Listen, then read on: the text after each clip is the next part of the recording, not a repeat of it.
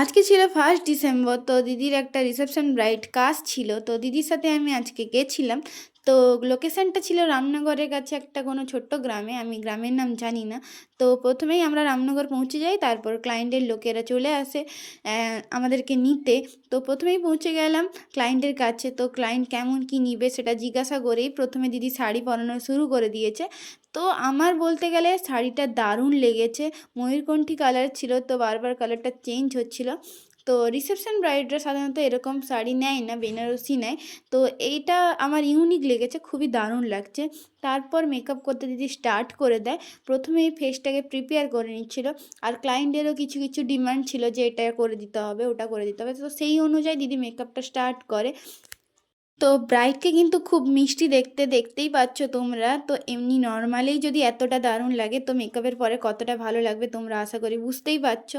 কিন্তু একটাই প্রবলেম ছিল, ক্লায়েন্টের ফেসে খুব ফেসিয়াল হেয়ার ছিল, যেটা মেকআপ করলেও বোঝা যায়। তোমরা ভাবো হয়তো মেকআপ করে দিলে, থুপে দিলে কোনো একটা জিনিস, তো ওটা বোঝা যায় না, কিন্তু না, ফেসে যেটাই থাকে না সেটা ন্যাচারালি বোঝা যায়, মেকআপ করো বা নাই করো। তো সেটাকে রিকভারি করার জন্য দিদি কিছু কিছু স্টেপ ফলো করছিল। তো ওটাকে হাইড করে কতটা ভালো করা যায় মেকআপটা, তো দেখা যাক শেষ অবধি দিদি কতটা কি করতে পারে। তো দেখতে পাচ্ছ তাদের ফেসটা পুরো কমপ্লিট হয়ে গেছে, ব্লাশার লাগিয়ে নিচ্ছে, তারপর আই মেকআপ স্টার্ট করবে। তো প্রথমেই করে নিচ্ছিল আইব্রো কারেকশন। তো আইব্রোটা এমনিই দারুণ ছিল, তার উপর সিম্পলভাবে করে নিয়েছে। তো ক্লায়েন্টের ডিমান্ড ছিল যে তার আইসটা যেন সিম্পল হয়, তো সেই অনুযায়ী দিদি তো করার ট্রাই করছে, দেখা যাক কতটা করতে পারে। আমি তো লাস্ট ফিনিশিংয়ের জন্যই ওয়েট করছি যে কতটা ভালো লাগবে। আমার তো মন বলছে দারুণ হবে মেকআপটা। তো আরেকটা কথা বলি যে আমার দিদি শেখায় মেকআপ, তো যারা যারা শিখতে চাইছো অবশ্যই কন্ট্যাক্ট করতে পারো। তো আমি পরের ভিডিওতে দিদির কন্ট্যাক্ট নাম্বারটা দিয়ে দিব।